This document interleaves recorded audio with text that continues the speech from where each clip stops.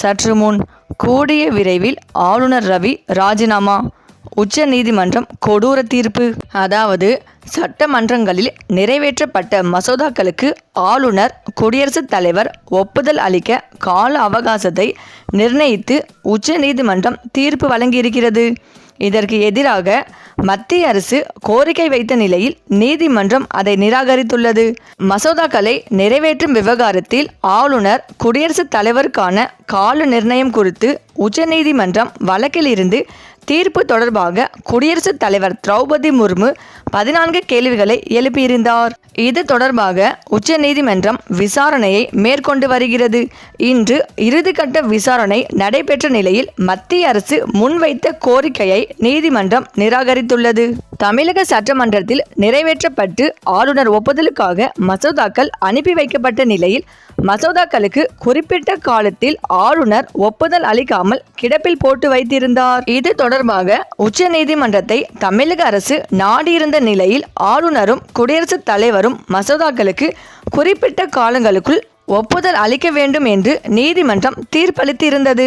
இதற்கு மத்திய அரசு தரப்பில் கடுமையான எதிர்ப்பு எழுந்திருந்தது. மறுபுறம் குடியரசுத் தலைவர் இந்த விவகாரம் தொடர்பாக 14 கேள்விகளை எழுப்பியிருந்தார்.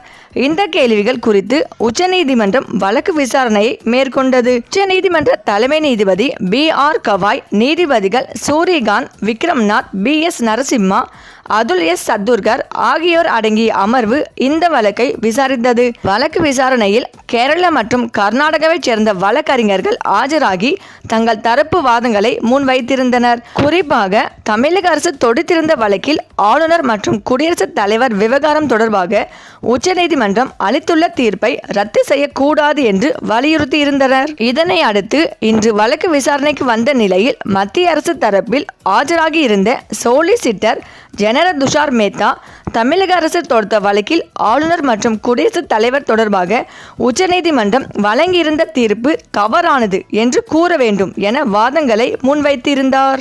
இதனை எதிர்த்து வாதங்களை முன்வைத்த தமிழக அரசு சார்பில் ஆஜராகியிருந்த வழக்கறிஞர் வில்சன், தேர்ந்தெடுக்கப்பட்ட அரசு தங்களை தேர்ந்தெடுக்கப்பட்டவர்களுக்கு நல்லாட்சி வழங்க வேண்டும் என்றால் மசோதாக்களுக்கு ஒப்புதல் வழங்கும் நடைமுறை ஆளுநரின் அதிகாரமாக இல்லாமல் சட்டமன்ற நடைமுறையின் ஒரு பகுதியாகத்தான் இருக்க வேண்டும்.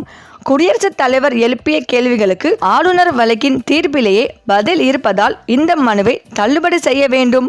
மசோதாக்களுக்கு ஒப்புதல் வழங்க கால நிர்ணயம் வேண்டும் என்கிற தீர்ப்பை நாங்கள் நீதிமன்றத்தில் ஏறத்தாழ 2 ஆண்டுகள் அலைந்து திரிந்து பெற்றிருக்கிறோம். இந்த தீர்ப்பை தமிழ்நாடு மட்டுமல்லாது பல்வேறு மாநிலங்களும் கொண்டாடுவதால் அதற்கு எந்த பாதிப்பும் வந்துவிடக்கூடாது என்று வலியுறுத்தினார்.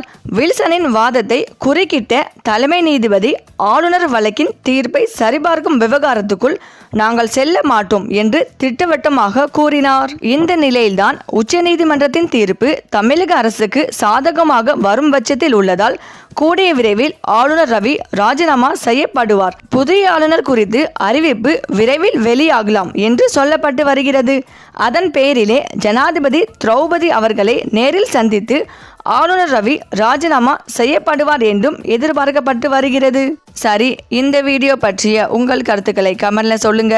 மேலும் இந்த வீடியோ உங்களுக்கு பிடித்திருந்தால் லைக் பண்ணுங்க, ஷேர் பண்ணுங்க, மறக்காம நம்ம சேனலை சப்ஸ்கிரைப் பண்ணிக்கோங்க. தேங்க்ஸ் ஃபார் வாட்சிங்.